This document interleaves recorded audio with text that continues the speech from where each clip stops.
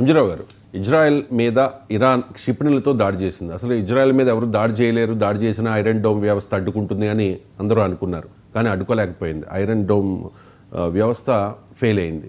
అంటే ఇజ్రాయెల్ వాయు రక్షణ వ్యవస్థతో కంపేర్ చేస్తే భారత్ ఇంకా స్ట్రాంగ్గా మనం అనుకోవాలా? ఎస్ అండి. ఇక్కడ ఒకటి గమనించాలి. ఇజ్రాయెల్ బరాక్ 8 సిస్టమ్ మన దగ్గర ఉంది. అది మనం సక్సెస్ఫుల్గా యూజ్ చేసాం. ఇరాన్ ఐరన్ డ్రోమ్ లాంటిది ఒకటి మనం నిర్మించుకున్నాం. ఆకాష్ ఇరాన్ హెల్ప్ కూడా తీసుకున్నాం. ఓకే, ఏది ఇజ్రాయెల్ హెల్ప్ మనం తీసుకున్నాం. కానీ ఈరోజు ఇరాన్ మిసైల్స్ వెళ్ళి ఇజ్రాయెల్ రాజధాని నగరమైన టెల్ అవీవ్ని, ఓకే, అదేవిధంగా ఈ జెరూసలేంని కొట్టేస్తున్నాయి. కానీ పాకిస్తాన్ ఒక్క మిసైల్ కూడా మనం గగనతలాన్ని రక్షణ వ్యవస్థ దాటి రాలేకపోయింది. అదేవిధంగా రష్యా నుంచి S-400 తెచ్చుకున్నాం. దాన్ని సక్సెస్ఫుల్గా మనం వాడాం.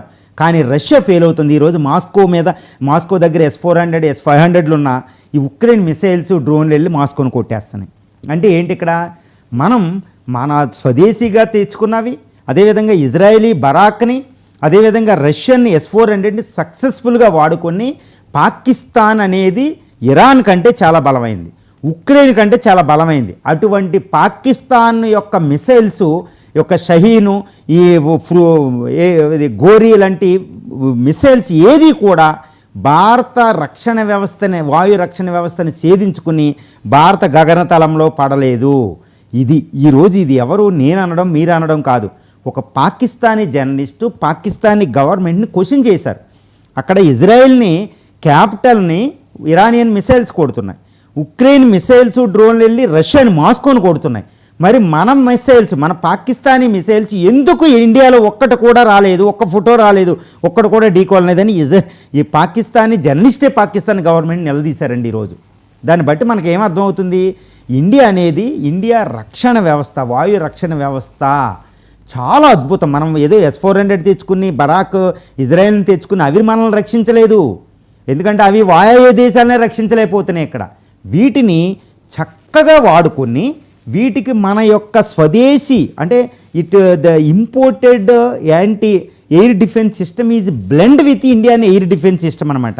ఈ రెండు స్వదేశీ ఆకాశ్, స్వదేశీ ఇంకా AMD లాంటి వాటిని ఒక లేయరు 3 లేయర్లో కింద ఒకటి, మధ్యస్థంగా ఒకటి, పైన ఒకటి పెట్టి S-400ని బరాక్ని, ఈ ఆకాశియన్ని, ఇతర కుష అనేది ఇంకా రాలేదు, ఇంకా కొన్ని AMD లాంటివి, పృథ్వీ యాంటీ డిఫెన్స్ సిస్టమ్ని, వీటన్నిటిని వాడి మన నావిక్ ఇది గూగుల్ మ్యాప్స్ లాగా నావిక్ వాడి చాలా జాగ్రత్తగా పాకిస్తాన్ మనం అడ్డుకున్నాం. అంటే ఏంటి ఇక్కడ మీరు అడిగినట్టు, ఇక్కడ ఇజ్రాయెల్ రక్షణ వ్యవస్థ కంటే, వాయు రక్షణ వ్యవస్థ కంటే, రష్యా వాయు రక్షణ కంటే మనది చాలా చాలా బెస్ట్ అని మనం ఇక్కడ అవగతం అవుతుంది.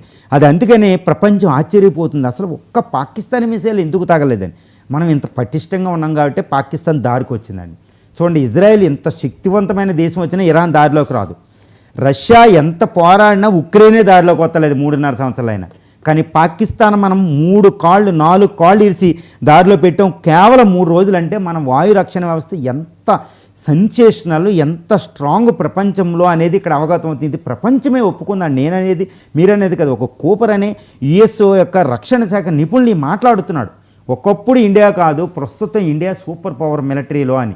మన బడ్జెట్, మన సిప్రీ రిపోర్ట్లు, మన ట్రైడు, మనం కష్టపడి ఒక దశాబ్ద కాలం ముందు నుంచి కష్టపడి జాగ్రత్తగా నిర్మించుకున్న ఒక సూపర్ పవర్. అంటే మన వాయు రక్షణ వ్యవస్థ ఈరోజు ఎంత పటిష్టమో ఇజ్రాయెల్ బాధలు చూస్తే, రష్యా బాధలు చూస్తే మనకి ఇక్కడ అవగతం అవుతుందండి.